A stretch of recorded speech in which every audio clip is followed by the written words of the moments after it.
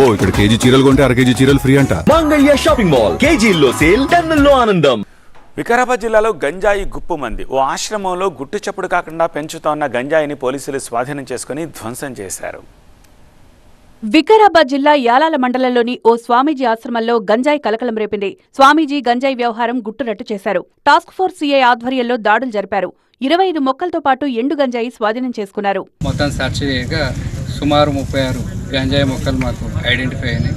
వీటిని మొత్తం వేర్లతో సహా పెకిలించినాము. నిందితుడు కూడా ప్రస్తుతం మా అదుపులో ఉన్నాడు. దీన్ని కేసు నమోదు చేసి దర్యాప్తు చేస్తాం.